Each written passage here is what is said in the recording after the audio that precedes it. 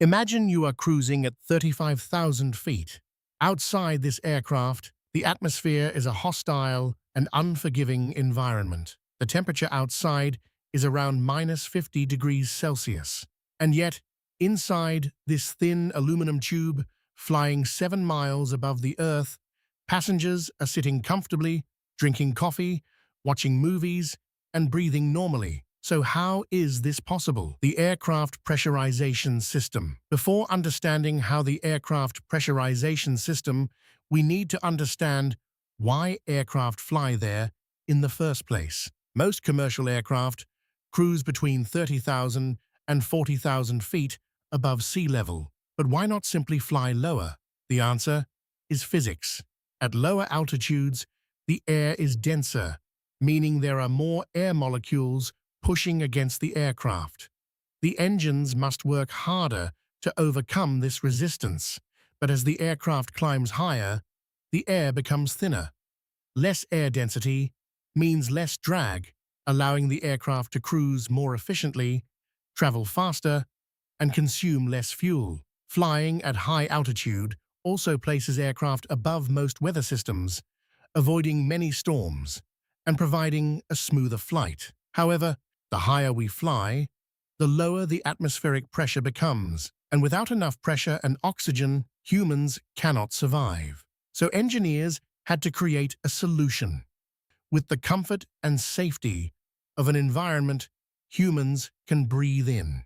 To understand the problem, we first need to understand atmospheric pressure. At sea level, the weight of the atmosphere above us creates a pressure of around 14.7 pounds per square inch, or psi. But as we climb higher, the amount of air above us decreases, causing atmospheric pressure to drop. At 35,000 feet, the outside pressure is only around 3.5 psi. The real problem is that the total air pressure becomes so low that our lungs cannot absorb enough oxygen into our bloodstream. This condition is called hypoxia. The cabin is maintained at an altitude equivalent of around 8,000 feet above sea level. At this pressure, passengers can breathe comfortably. At cruise altitude, this creates a pressure difference between the inside and outside of the aircraft. This difference is called differential pressure. For example, if the cabin pressure is around 10.9 psi and the outside pressure is around 3.5 psi, the difference is approximately 7.4 psi. The aircraft pressurization system is not a single machine. It is a chain of interconnected systems working together every second of the flight. Step 1. Engine bleed air. A jet engine pulls in massive amounts of outside air and compresses it using multiple compressor stages. This compression increases the air pressure and temperature. Before this air reaches the combustion chamber, engineers extract a small portion of it. This extracted compressed air is called bleed air. Step 2. Air conditioning packs. The bleed air coming from the engine is extremely hot. The air first enters the aircraft's air conditioning packs. The air is then conditioned, moisture is removed, and it becomes suitable for passengers. The conditioned air is distributed throughout the aircraft cabin through overhead vents. Fresh air constantly enters the cabin, while used air exits through the outflow system.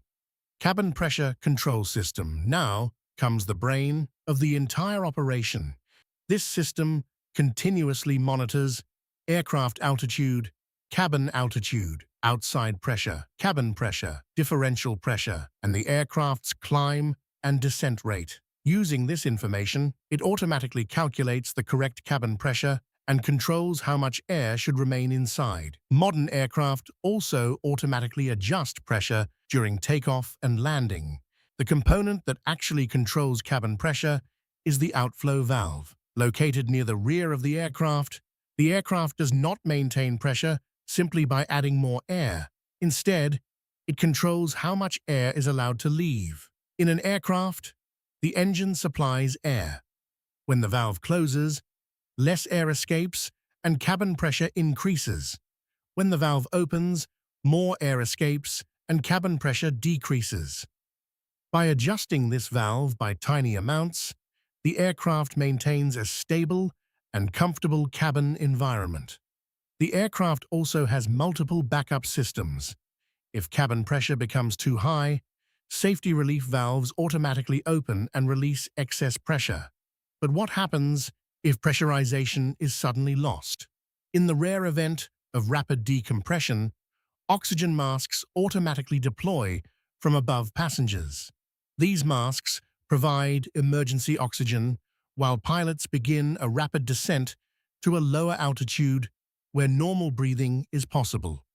Aircraft are designed with multiple layers of protection to handle these situations safely. Every time an aircraft climbs into the sky, it creates a small artificial world inside a machine designed to survive one of the harshest environments on Earth. So the next time you are flying at 35,000 feet, remember, you are not simply sitting inside a metal tube. You are sitting inside a precisely controlled atmosphere, protected by one of aviation's greatest engineering achievements.